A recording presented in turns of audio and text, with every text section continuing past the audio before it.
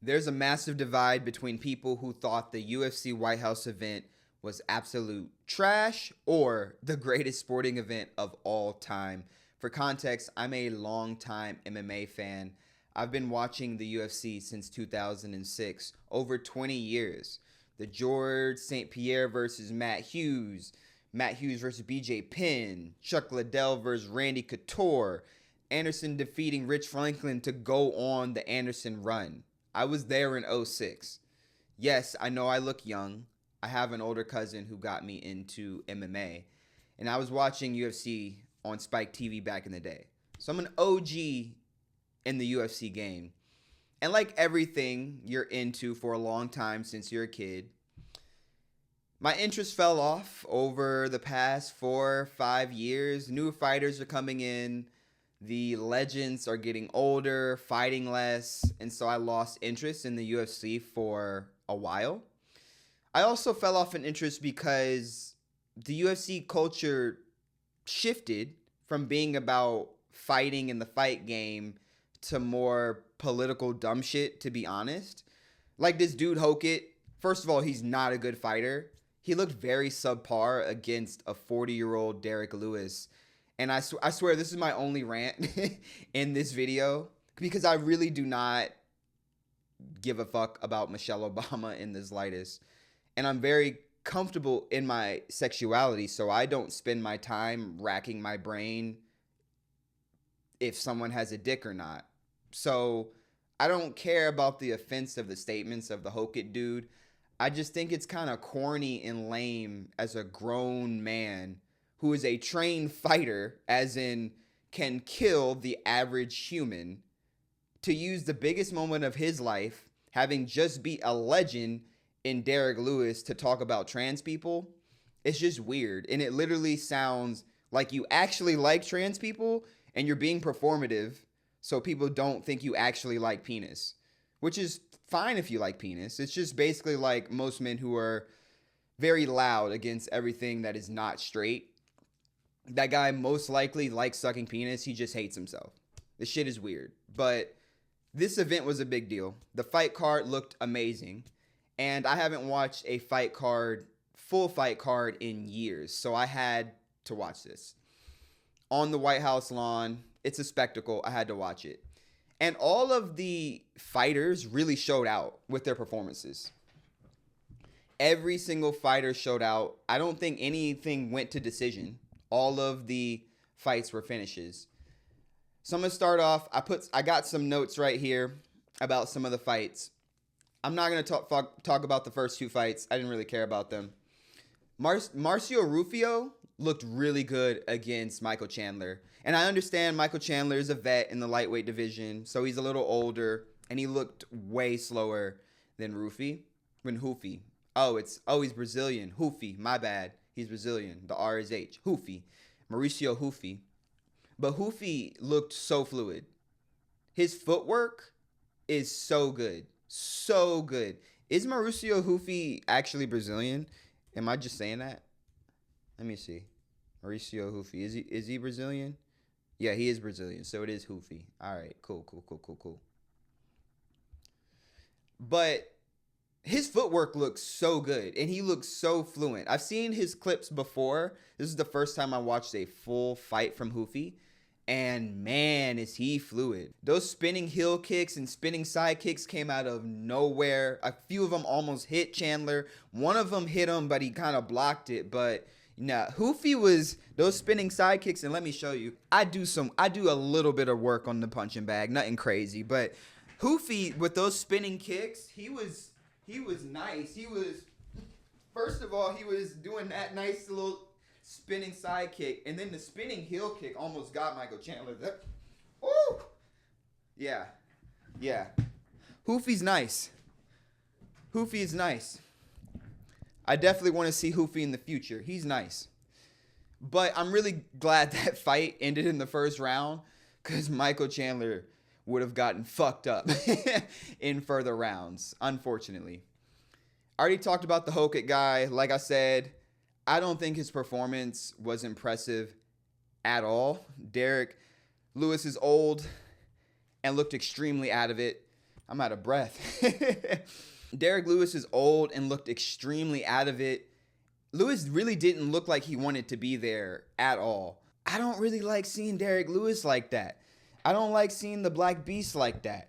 He usually has a lot of energy in his fights, and it didn't look like he wanted to be there. And so I wonder how he feels about retiring and winding down his career now that he's like 40. He's one of the all-time great heavyweights. Do you want to keep fighting? I don't know. So next, we had Sean O'Malley. And Sugar Sean is nice. Sean is nice. And he proved again why he's just a different level of striker. And it looked like Zahabi. I wasn't super familiar with Zahabi's fights. I've watched way more Sean O'Malley fights. And it looked like Zahabi had a great game plan at first. He had this inside leg kick thing going.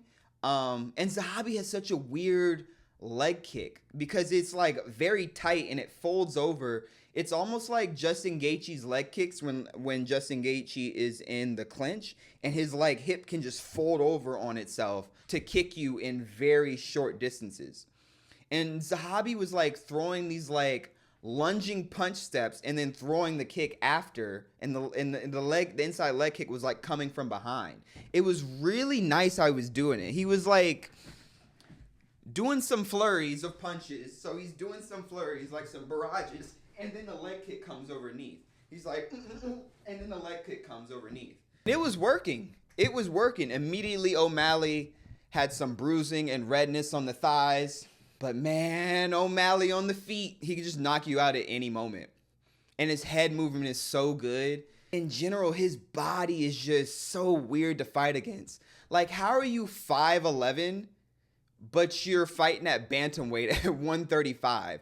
It's just, I just feel like that would be such a difficult build for anyone to fight against. That straight left to end was just nasty. Absolutely nasty. Let me show you this straight left that he ended the fight with. Ended there. But Eamon told us in the fighter meeting it's going to be a clean opportunity. Oh! Then with just the salute at the walk-off, like, it was nice. I know I'm very anti-U.S. government on this channel, and that's really because of only money printing. If you weren't printing money and then exploiting and hurting black and brown people and poor people, then I wouldn't have a problem with the U.S. government. But that's not what I'm talking about in this video. But yeah, the salute, the O'Malley salute was, I liked it. It was tough. I liked that. So next we had the co-main event. And honestly, I thought Alex Pereira, I thought he was going to absolutely body Cyril Gane. I'm not going to lie to you. And it's not, no disrespect to Gane. I've never really taken to Cyril Gane as a fighter. I've seen his fights in full, and he's never really excited me in any of his fights. But he's really, really good. Like, from a fan perspective, he doesn't really excite me. But the long-time MMA watcher in me, I understand that Cyril Gane is a problem, and he's nice. Don't get it twisted. I just never really taken to him as a fighter when I've been watching him. This fight was kind of heavy. It was at a heavy weight. It was at heavyweight for Alex Pereira. And I feel like I immediately saw the difference when the fight started. Well, first of all, Cyril Gane looked bigger than him by a lot. And Alex is a big dude. Going all the way up to heavyweight when you're fighting at middleweight is tough. That's 185 pounds to 225 plus. And it's such a huge difference. I see why Alex Pereira was knocking dudes dead at middleweight. But at lightweight, it's just a different beast. And the thing about this new school UFC is these heavyweights are small. Like, I think the Hokit dude was 136 or so, or not 136. I think the Hokit dude was 236. That's a small heavyweight. You got to remember, you know, Fabricio Verdum, you got my man Cain Velasquez, Frank Mir was big. Like, heavyweights were 265, 255. So it's a huge difference going up to heavyweight. But man, Alex was still quick. He was quick. And that high kick, it came up and it was still fast. That high kick was still fast. He threw it up there at the beginning. And I don't know why he didn't keep throwing that, because I think he could have probably knocked out Cyril Gane with that high kick. But yeah, that weight did nothing to the quickness of that high kick. He threw it up there. But that's just being an absolute world-class kickboxer. But in general, it did not seem like any of those shots from Alex affected Gane at heavyweight at all. He hit him with a few clean ones, and it just, Cyril he just walked through it. And I think it's just because of the weight difference. Now, I did see the back of the head, elbows, and punches. But I don't know. Herb Dean, when Herb Dean is refereeing your fight, you got to assume that you're going to get fucked up. You got to assume that you may die. Like, shout out Herb Dean. But he is notorious for letting fighters get absolutely destroyed in the octagon. He's notorious. And it's really funny because I saw Alex talk about it. And apparently, he warned Herb Dean about watching for the back of the head punches and stuff like that. And this still happened. I don't know. If I ever fight in the UFC and Herb Dean is my ref, you can consider me dead. Your arm will be on the ground across the octagon, torn straight from your body, and Herb Dean won't call that fight. So, shout out Alex, but if Herb Dean is your ref, you just got to eat it, and you got to knock him out. It is what it is. It is what it is. So, the main event was very interesting. I really had no thought of who would win. Like I said, I haven't been watching the UFC for a while. And so I knew about Ilya, but really just through clips. And I'd seen his full fights like on YouTube after. But that's not the same as watching the fight in real time. If you already know the result, then you go back and watching the fight it's not the same as watching the fight in real time. So I'd really only seen after the fact and clips of Ilya. But from what I've seen, he's nice. The technical flow that he has is on another level. The skill he has on another level. But Justin Gaethje has been around for a minute. I know about him. He's a lightweight legend. And I first of all want to say that Justin Gaethje is so tough. And I don't know what his skin is made out of, but he does not bleed at all. He does not bleed. Ilya looked really good in the beginning too.